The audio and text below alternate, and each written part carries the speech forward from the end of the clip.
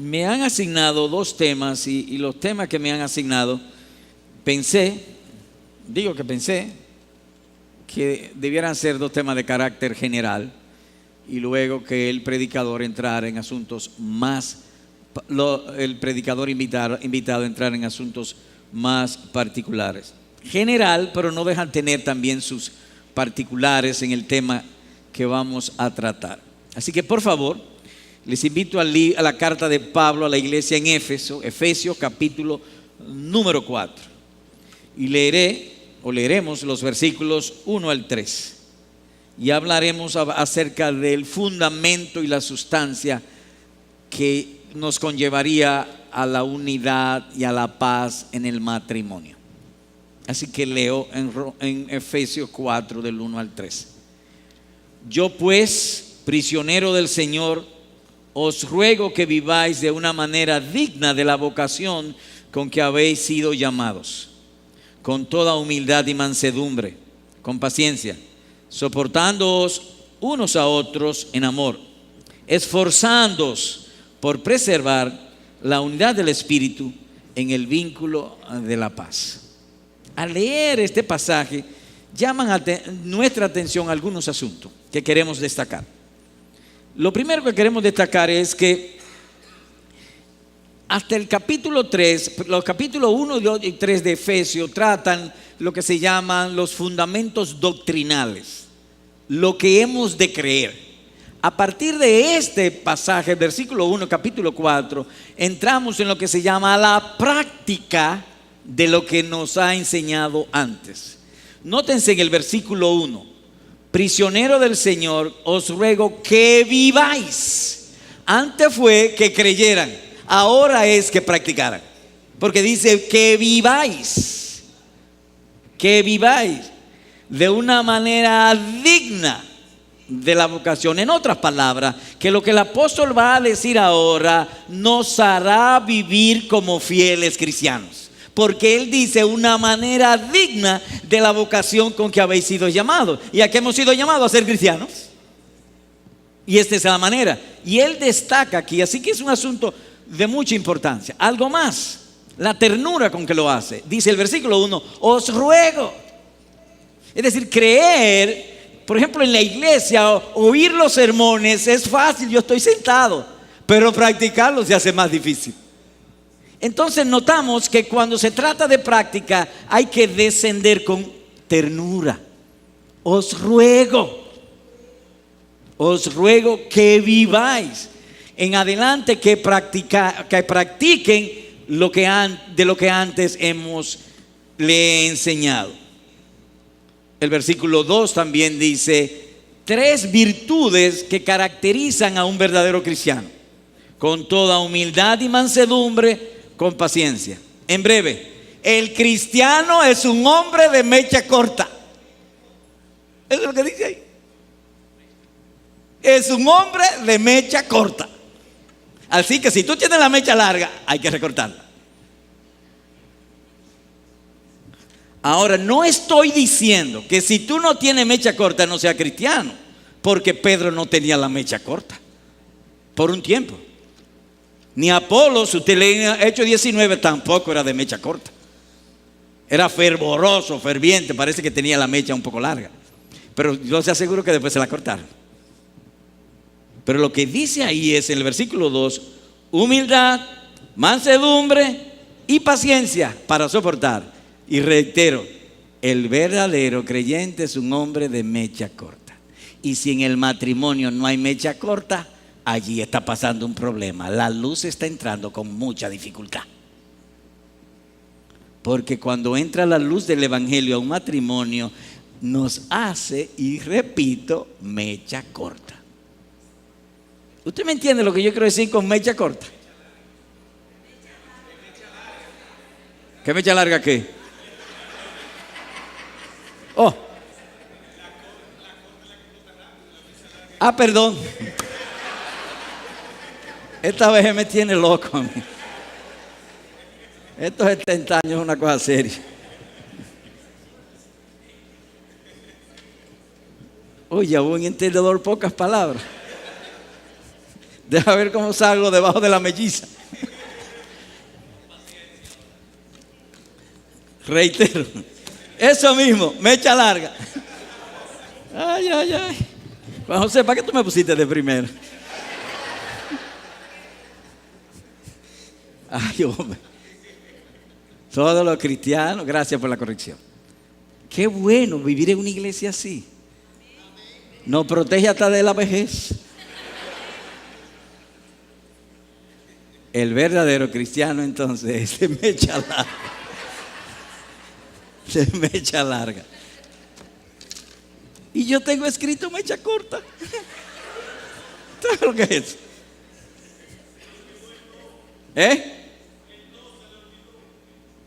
El no. Ah, eso es. Mírenlo ahí donde lo dice, mecha corta. Es larga. Ya veía yo a mi mujer con la cara así. A los viejos hay que cuidarlo. Así que volvemos para atrás. Bien, el versículo 2 dice: humildad y mansedumbre con paciencia. En breve, que el verdadero creyente es un hombre de mecha larga. Y en el matrimonio la pareja debe ser de mecha larga. Espero que no se me olvide nunca.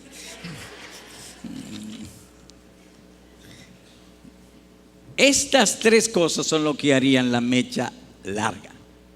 Es decir, la humildad, la mansedumbre y la paciencia, que serían a su vez lo que sostiene el soportarnos unos a otros.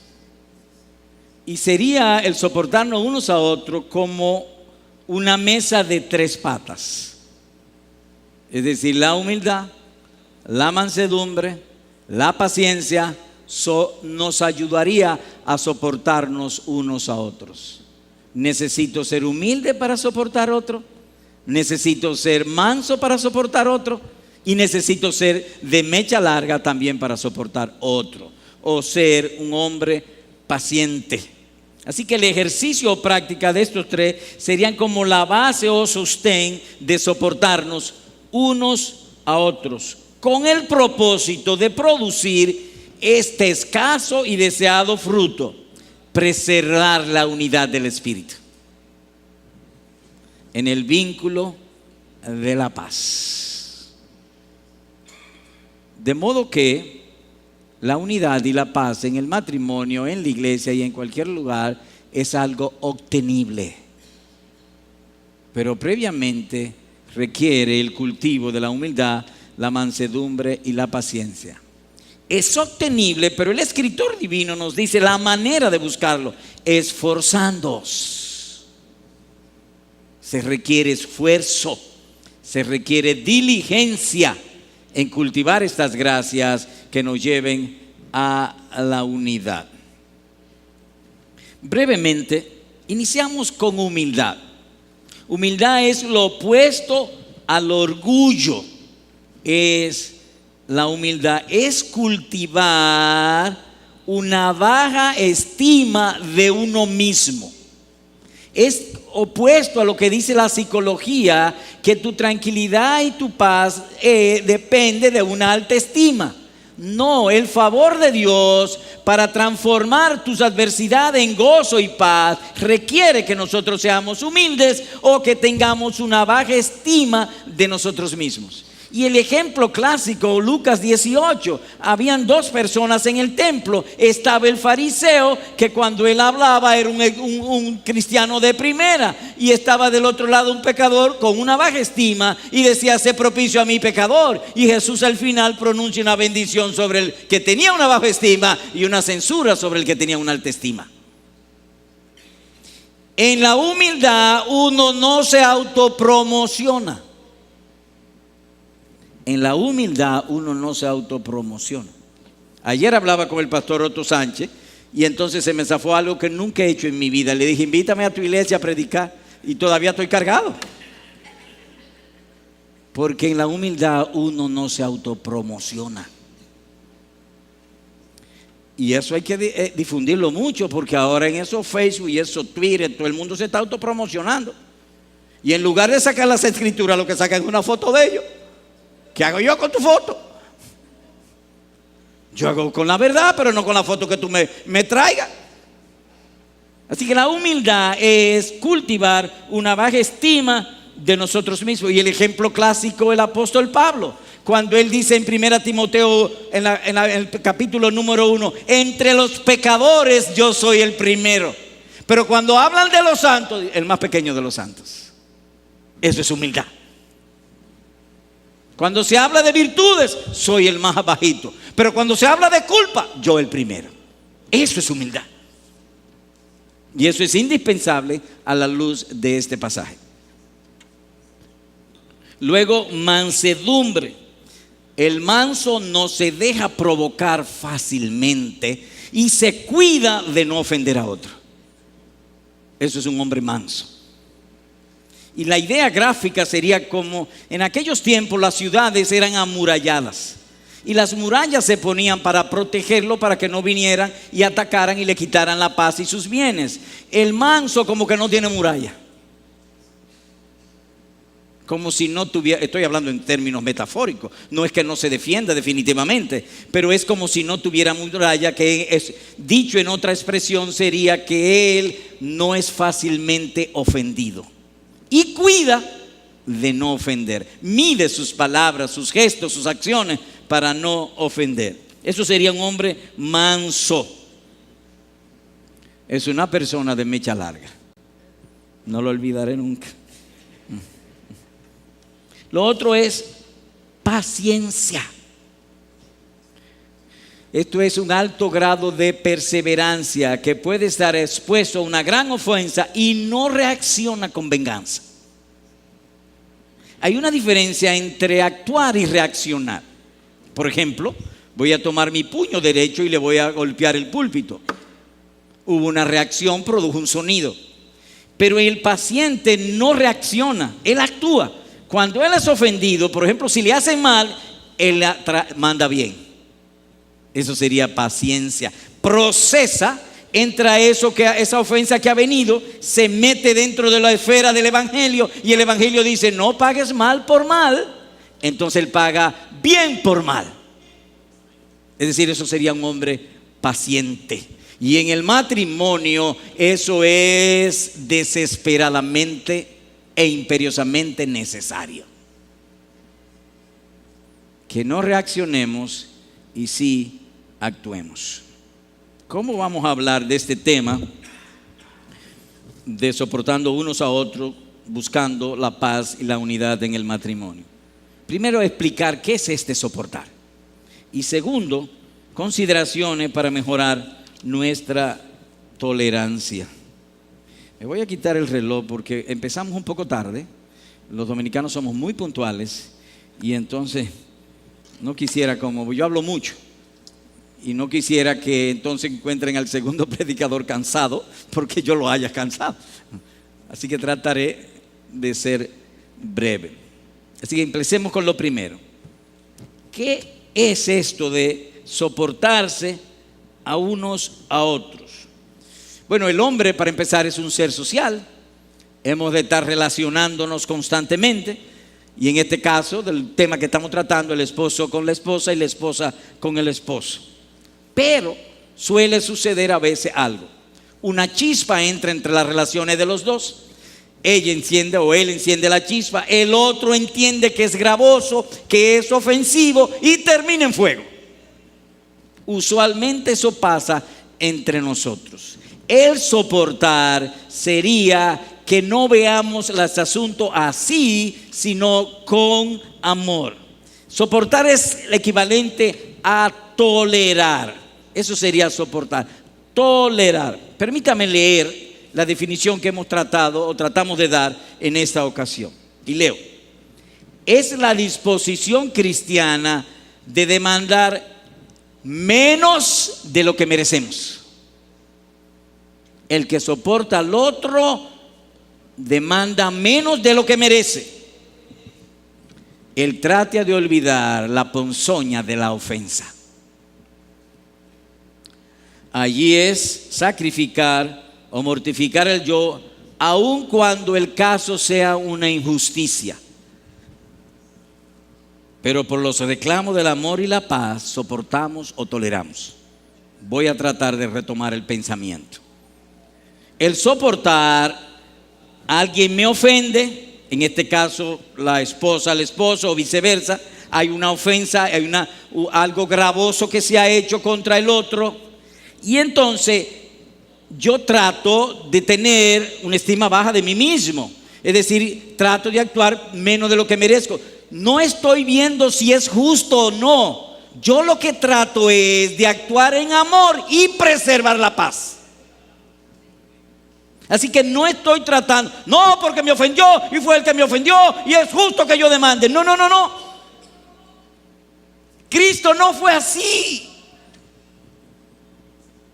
Cuando lo maldecían, Él hablaba con ternura, con descendencia y compasión. Así que el soportar uno a otro no ve si es justo o no. Él ve amor. El otro ha perdido pues los estribos, me ha ofendido.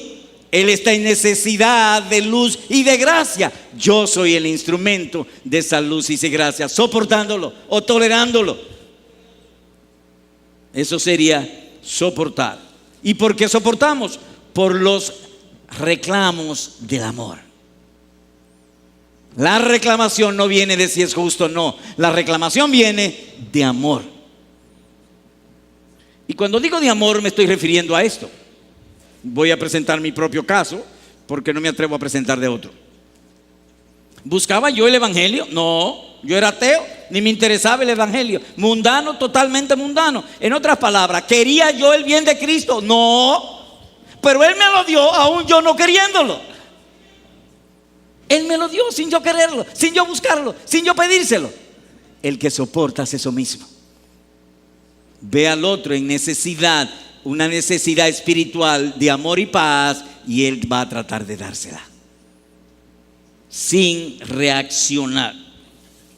Así que esta es una virtud esencial para buscar la unidad dentro del matrimonio, soportándoos unos a otros en amor, dentro de la esfera del amor divino, porque dice el texto, en amor.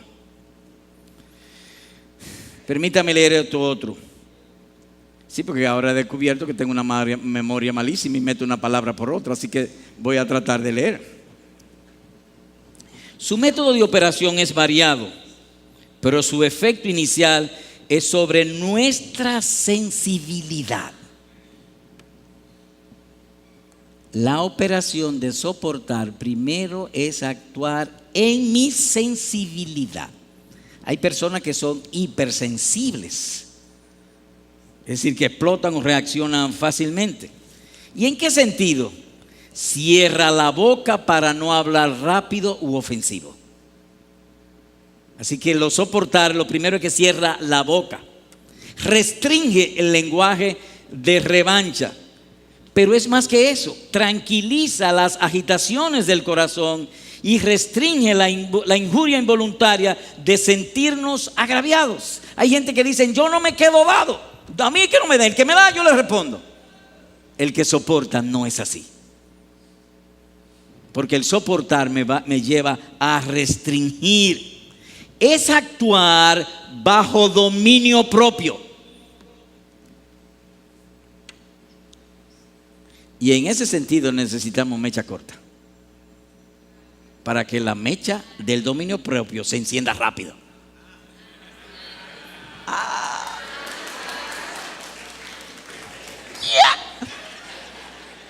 El viejo no está tan viejo. Venía a corregirme de una vez. ¿Sabe cómo se le llama eso? Prejuicio.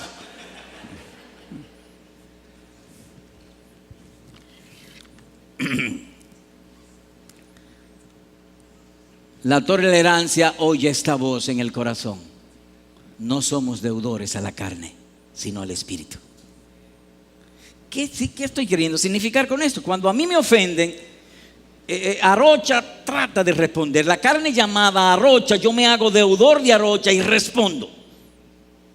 Pero yo no soy o no debemos ser deudores a la carne, es decir, a mi propio yo, sino deudores al Espíritu. Para restringir esos impulsos, eso se llamaría soportar. Sentirse obligado a reaccionar no según la mente natural, sino según la voz de Cristo. ¿Te das cuenta por qué muchos problemas ha habido en tu matrimonio por carecer de esto? Y en lo mío también. Aunque Olguita es testigo que hace años yo dije, no peleo más. Yo he vuelto a pelear. Ah, mire, ya me cortó los ojos. No, pero yo no he peleado más, mami. No, yo no peleo ya. Me pongo bravo, pero no peleo.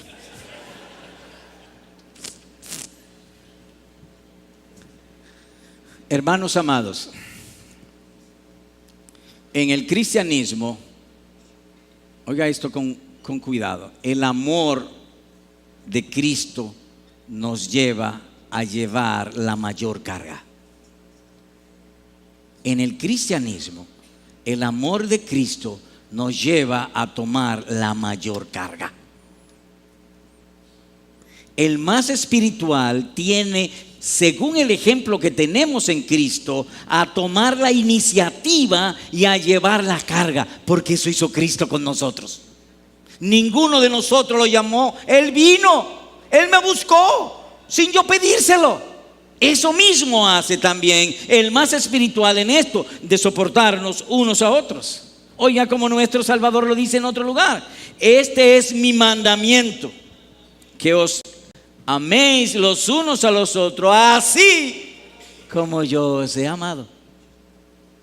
¿Quién sufrió? ¿Yo, Cristo? No, yo estoy feliz brincando y saltando en Francachela y fiesta en Francachela, pero a él lo mataron por mí.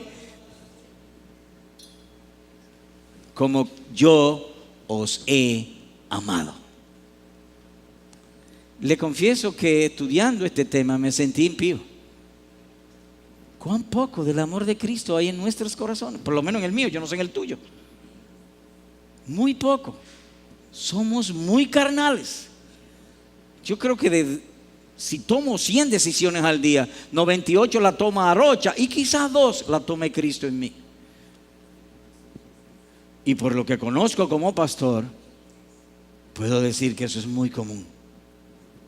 Muy común. Tenemos muy bien los 3 primeros capítulos de Efesios, pero a partir del capítulo 4 las cosas no van tan bien. Nos quejamos mucho. Que os amé así como yo os he amado. Morí, sufrí para vuestro beneficio. Así que pregúntate tú en tu matrimonio, o a alguien que te toque un día aconsejar, si eso ha sido así. Y le voy a dar un caso que recientemente pasó y que yo fui testigo y que me impactó. Estamos tratando con una pareja. El hombre ha hecho desastres dentro del matrimonio y la mujer dijo, me voy a divorciar. Pero finalmente, yo nunca creo que el que viene a mi oficina buscando consejos se quiere divorciar, porque si se quisiera divorciar fuera un abogado, no a mí.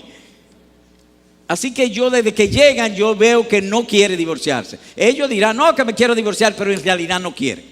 Bueno, estamos hablando, yo le pregunto al hombre, ¿qué usted quiere? Después de hablar un rato, le pregunto, ¿y tú qué quieres? Bueno, yo quiero hacer esto.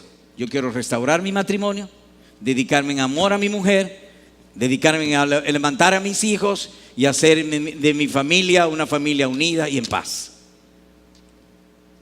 Y yo le hago la misma pregunta a ella. ¿Y tú qué quieres? Y ella dijo más o menos lo mismo y agregó, yo quiero perdonarlo. Sí, yo quiero perdonarlo. Y yo le dije, ¿que tú quieres perdonarlo? ¿Tú has leído en la Biblia que el que perdona es el que sufre? Y el que va abajo es el que perdona. ¿Tú quieres perdonarlo? Lo voy a pensar. El que ama es el que sufre. El que soporta es el que sufre. Porque nosotros a veces tenemos discusiones en el matrimonio, pero no andamos buscando la gloria de Dios, sino ganar nuestro punto. Y eso está lejos, eso es carnal. Eso no es espiritual, eso no es de cristiano. Bien dice la Escritura, por haberse multiplicado la iniquidad a nuestro alrededor, el amor de nosotros los cristianos se enfriará. Yo creo que se ha enfriado. Yo no conozco mucho de la historia como fue antes, pero me da la impresión, me inclino a pensar que se ha enfriado. Estamos más por ganar nuestro punto que honrar a Dios. Dios ha prometido, amado y entrañable hermano, Dios ha prometido que el justo vivirá por la fe. Todo lo que tú hagas por fe, Él te va a recompensar, y tus dolencias, tu sufrimiento, el soporte te lo va a transformar en gozo y gloria celestial. El problema nuestro es fe, no es otra cosa. Soportémonos unos a otros. Ahora bien, el soportar no significa que yo debo tolerarlo todo. No, yo soporto y yo tolero mientras no esté en contra de la verdad. Oiga este versículo, este texto, en Gálatas capítulo 2. Les invito a ir allá a Gálatas capítulo 2, por favor, unas páginas antes. Gálatas 2.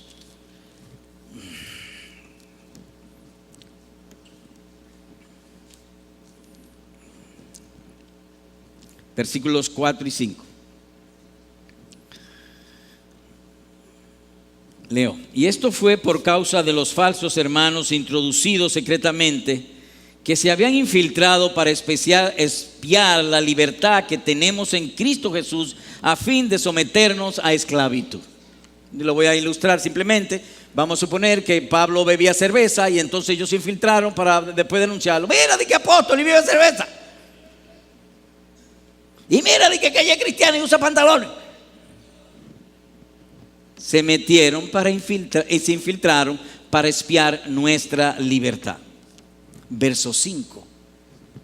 A los cuales ni por un momento cedimos, es decir, no lo soportamos, no lo toleramos. Eso es lo que dice ahí. Para no someternos, a fin de que la verdad del evangelio permanezca con vosotros. En otras palabras, que toleramos y soportamos, pero nunca que vaya en contra del evangelio. Eso es más o menos lo que quiero decir aquí. Así que hemos explicado en breve lo que es el soportarse. Quisiera ahora considerar brevemente consideraciones para reforzar la tolerancia. Consideraciones para reforzar la tolerancia. 1. La autoridad de Cristo lo ordena. Tú debes soportar o debemos soportarnos unos a otros porque Cristo lo ha mandado. Esa es la razón principal. Hay empleados en las empresas que cuando el jefe está ahí son tremendos. Son buenísimos, efectivos, diligentes, trabajadores, si el jefe está ahí. Entonces, si nosotros no soportamos, es que no estamos viendo al jefe. Entonces es un problema de fe. No estoy viendo a Dios, no estoy viendo a Cristo. Así que la autoridad de Cristo lo ordena, y el texto es: el fruto de la luz consiste en toda bondad, justicia y verdad, examinando qué es lo que agrada al Señor. Bien dice Jesús: el que quiera venir en pos de mí, no se agrade a sí mismo, agrádeme a mí. La lucha es agradarnos a nosotros mismos. Efesios capítulo 5, versículo número 10. O dicho de otro modo, que el conocimiento bíblico ha de inclinar el corazón cristiano a oír y hacer lo que nuestro Rey, Señor y Salvador ha mandado. Él lo ha mandado. Esta es la regla y el deber de ser tolerantes y soportar a nuestro prójimo. En otras palabras, que el soportar es un acto de fe. No es un simple conductismo, es oír la voz de Dios, especialmente la voz de Cristo diciéndonos: así como yo te soporto, soporta tú al otro. Y en este caso, dentro de la pareja. Eso a su vez significa que si tú has creído que Jesús es el Señor y Salvador y que Dios es el único y sabio Dios, tú debes hacerlo aun cuando no lo entiendas, porque tú confías en Él.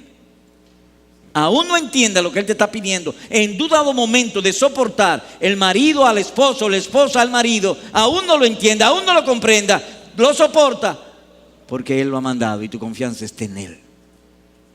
Cuando tú no pensabas ni siquiera en que hay un paraíso y Él ha comprado vida eterna para ti, Él pensó en ti, Él te salvó. Me fascina ese texto en Efesios 1:4. Me amó antes de la fundación del mundo.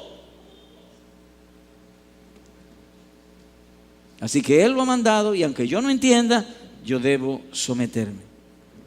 El agrado de Cristo es mandamiento para ti y para mí. Segundo, el amor de Cristo nos constriñe, nos empuja, nos inclina a soportar el otro. La esposa a soportar el marido y el marido a soportar la esposa. Esto sería imitar al Señor Jesucristo o procurando el beneficio espiritual del otro. Hay un texto en Proverbios que creo que pudiera ilustrar, no entiendo que ilustraría lo que estoy queriendo decir en esto, en el sentido de que el amor de Cristo nos constriñe a soportar al otro. Oigan cómo dice en Proverbios capítulo 10 y el verso 12 para los que llevan anotaciones: el odio suscita rencilla, pero el amor cubre todas las transgresiones. El amor no fiscaliza, el amor encubre, el amor esconde. Usted ha oído decir que hay gente que son piqui.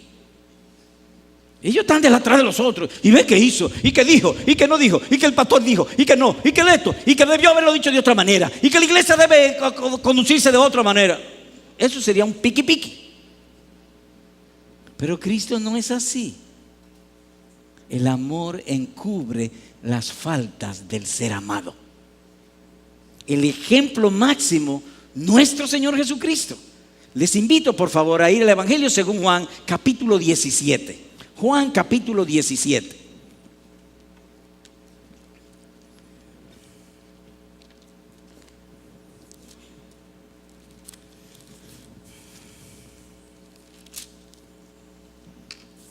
Verso 6. Leo: he manifestado tu nombre a los hombres que del mundo me diste. Eran tuyos y me los diste. Y aquí lo hermoso: y han guardado tu palabra. Y le vamos a hacer una pregunta al versículo. Pero ven acá, hace como un mes Él los reprendió: duro de cerviz, hombre de poca fe, tardo para creer a los profetas. Varias veces se lo dijo y ahora dice que han guardado tu palabra.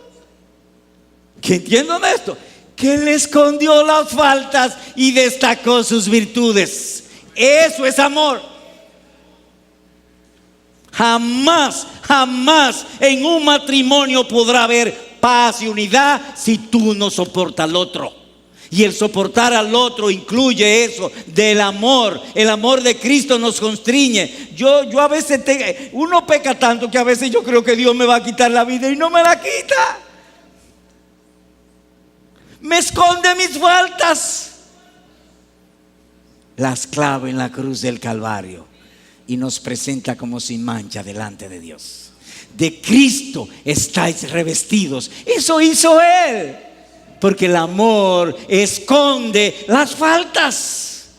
Las esconde. Cristo las escondió de delante de Él, de sus discípulos a quienes había censurado. Entonces el amor me constriñe para yo soportar al otro. Que yo no soy mejor que Él. Para que no me pase del fariseo. Que el fariseo creía que era mejor que el otro y fue al revés. El otro era mejor que él. Y a los que llevan nota, léalo en Lucas 18. Así que voluntariamente escondió eso.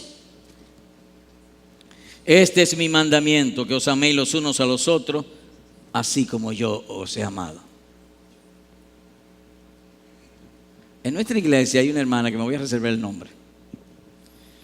Y resulta, yo comienzo a pastorear, aquí estoy hablando desde hace mucho tiempo, pero yo veía que yo no la pasaba, ella no me pasaba a mí. Como que yo le caía mal. Ajá. ¿Qué hago yo aquí? Y entonces hay una hermana que se llama Cruz María y ella era, ay, con Cruz María, bandeja de plata para Cruz María, paños y manteles para Cruz María, pero para mí el pastor no. Y uno dice, pero ven acá, ¿y qué es esto? Y un día, yo sé lo que voy a hacer. Comencé a darle regalos, dinero. Al mes me adoraba. Porque no se puede amar sin dar. Si tú lo que has estado exigiendo a tu marido, o tú, hombre, exigiendo a tu esposo, eso no es amor. Eso es fiscalización. El amor da, el amor sufre, el amor soporta, como Cristo ha hecho con nosotros. Así que pónganse a dar. Pablo mismo escribiendo dice: os ruego, hermanos, haceos como yo, pues yo también me he hecho como vosotros. Ningún agravio me habéis hecho. Lo habían difamado a diestra y siniestra, y él escribe: ningún agravio me habéis hecho. ¿Por qué? Escondió sus faltas. Las escondió. Porque el amor cubrirá, no todas, pero multitud de faltas, pero sí muchas. Así que el amor nos constriñe a soportar el otro. Tercero, la debilidad de nuestro juicio nos debe llevar a soportar. Algunas personas se consideran a ellos mismos como personas sabias y de buen entendimiento, pero en los cristianos no es así. Tú y yo somos niños en el entendimiento. Niños en el entendimiento. Y si tú tienes mucho tiempo o algunos años en el Evangelio, podrás notar esto con facilidad. Cuando empezamos en el cristianismo, nosotros creíamos que sabíamos mucho. A medida que conocemos las Escrituras, nos damos cuenta que eso que decíamos saber no era así. Sabíamos poco, y en lo poco que sabíamos estábamos equivocados. De manera pues que como mi juicio es tan débil y yo tengo un mal de que juzgo sin haber llegado a los hechos, como pasó ahorita, me juzgaron y yo no había terminado de hablar. Mi juicio es débil, el tuyo también es débil. Las Escrituras es tan precisa que al creyente solamente se le permite juzgar hechos debidamente confirmados. Pero en nosotros es al revés. La imaginación nos gobierna, no el entendimiento. La imaginación debe ser ayuda del entendimiento, no gobierno del entendimiento. Yo no sé si alguna vez usted se ha enamorado. Sí, pastor, yo me he enamorado. ¿Y te ha dado celos? Sí. Y hubo una noche que tú estabas acostado y ya tú estabas viendo a la novia bailando con otro y ella estaba durmiendo. ¿Qué pasó allí? ¿Por qué te entristeciste? ¿Por qué tomaste rabia? ¿Por qué te enojaste? La imaginación te gobernó. La imaginación es invisible, pero tiene un poder terrible. Pero eso a su vez significa lo difícil que es para mí poner la imaginación debajo del entendimiento. No juzgamos con justo juicio, juzgamos lo que a nosotros nos parece, sin la debida evidencia. Dos casos me pasaron a mí y que voy a relatar, uno que lo sé y otro que me pasó a mí. Una hermana de nuestra iglesia, un domingo en la mañana, llegó a la iglesia, estábamos empezando, hace mucho de eso, y vino con una licra chicle. ¿Saben lo que es una licra chicle? Usted sabe lo que es eso. Y una muchacha con lo que decimos aquí, un cuerpazo, y graciosa. Cuando yo vi aquello, yo me encendí. Y voy donde ella. Le digo: hermano, ¿y cómo se le ocurre a usted venir un domingo en la mañana a un culto con una licra? Y ella tan sabia me respondió esto: si usted me hubiese preguntado, si hubiese evitado una vergüenza. ¿Cómo? Anoche se metió un ladrón a mi casa y se robó todo menos la licra. Y yo dije: no es verdad que el diablo me va a impedir ir a adorar a mi Señor y Salvador. Y vine aunque fuese en licra. Anoche Me tapó la boca. Pero ¿sabes lo que está significando? Nos reímos, pero tú sabes, eso ocurre mucho en ti y en mí a menudo, que juzgamos sin evidencias suficientes, sin confirmar los hechos. Entonces mi juicio es muy débil. Por lo tanto, si mi juicio es débil, mi inclinación debe ser soportar al otro. Porque mi juicio es débil, y más que débil, es muy corrupto. Oiga, como dice algunos hombres destacados, héroes de la fe en las Escrituras respecto al juicio. Dice el apóstol Pablo: en parte conocemos y en parte profetizamos, porque ahora vemos como un espejo veladamente. Y los espejos de antes no son como los de ahora. Los de espejo de antes eran una superficie metálica que se brillaba y más o menos uno se veía. Y él dice: vemos pálidamente, oscuramente. Y le está refiriéndose al juicio de él, que es el juicio nuestro, es un juicio débil. Y oiga lo que dice Agur: ciertamente soy el más torpe de los hombres y no tengo inteligencia humana. Un santo de Dios escribir así. Primera los Corintios 13:9 y Proverbios capítulo 30 versículo número 2. Hay cosas que a veces son probables, pero juzgamos como si fuese un hecho confirmado. Y siendo nosotros tan débiles, seamos cuidadosos antes de emitir un juicio, y por el contrario, debemos de preferir tolerar o soportar, en este caso, al cónyuge. Y déjeme decirle una nota de balance y quizá de consuelo en esto: aún grandes hombres pueden equivocarse, aún grandes hombres. La Escritura dice de Samuel que no hubo un profeta como él en todo Israel, desde Dan hasta Beerseba. En términos presentes, como desde Montecristi hasta Bávaro o hasta Punta Cana, queriendo decir, en toda la isla no hubo un profeta como él, y todas sus palabras Dios no las dejó caer a tierra. Ahora oigan esto de Samuel, perdón, de Elí. Oigan esto: mientras ella continuaba en oración delante del Señor, Elí le estaba observando la boca. Pero Ana hablaba en su corazón, solo sus labios se movían y su voz no se oía. Elí pues pensó que estaba borracha y la trató como si estuviese borracha. Y eso pasa también, he mencionado Samuel, pero me refería a Elí. Eso pasa también entre nosotros y en la pareja. El otro ni siquiera ha hablado y ya creemos que está borracho sin confirmar. Digo borracho hablando en términos hipotéticos. Simplemente lo que quiero destacar es que nuestro juicio es muy débil. Y por ser muy débil, entonces nosotros debemos soportarnos unos a otros. Y los fariseos eran especialistas en esto. En una ocasión en Lucas 7 estaba el Señor Jesucristo en un sitio. Vino una mujer que era pecadora, y impactada por el amor de Cristo y el perdón que Cristo posiblemente le había transmitido a su corazón, ella enjugó sus pies con su cabello. Y ellos dijeron: no, si él hubiese sido un profeta, se da cuenta qué tipo de mujer esta tiene en su pie. Y él la estaba salvando. Dios nos ayude a no ser como los fariseos.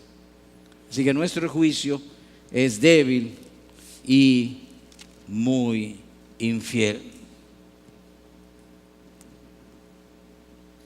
Nosotros vivimos en un siglo, en una época donde obtener conocimiento es con relativa facilidad. Todos los días cuando uno se levanta hay mensajes de las Escrituras, textos bien expuestos, bien explicados, que nos edifican, y hemos adquirido mucho conocimiento. Ahora déjeme decirle que lo que da valor a mi conocimiento y a tu conocimiento es el amor. El conocimiento sin amor es como un cheque sin fondo. Y así lo dice la Escritura. Y digo esto para abonar la idea de que nuestro juicio es débil, aún tengamos mucho conocimiento. Porque si tenemos mucho conocimiento y lo aplicamos sin amor, no vale de nada. Oiga, como dice 1 Corintios capítulo 13. Si tuviera el don de profecía y entendiera todos los misterios de la Biblia, oigan eso, tengo el don de profecía, yo sé lo que va a ocurrir, conozco las Escrituras así, entiendo todos los misterios y tengo todo conocimiento, y tuviera toda la fe como para trasladar montañas, pero no tengo amor, de nada vale. El conocimiento sin amor en la pareja de nada vale. Aunque tú hayas tenido un título de Harvard, aunque tú seas teólogo, aunque tu devocional dure 3 horas aprendiendo las escrituras, si no tiene amor, de nada vale. Así que hemos visto hasta aquí lo que es soportarnos unos a otros. Se requiere humildad, se requiere mansedumbre, se requiere paciencia. Y eso nos va a llevar a la unidad y la paz dentro del matrimonio, y hay que ser esforzado. ¿Y por qué debemos soportarnos unos a otros? Por 3 razones se han dicho. Primera razón, que Cristo lo manda. Segunda razón, el amor de Cristo nos constriñe a eso. En el cristianismo la mayor carga la tiene el más espiritual y el que ama, no el que ha cometido la falta. Y tercero, que mi juicio es muy débil, muy débil. Lo razonable, lo lógico, lo divino, lo cristiano es que nos soportemos unos a otros. Dios bendiga su palabra en vuestros corazones y en el mío. Amén.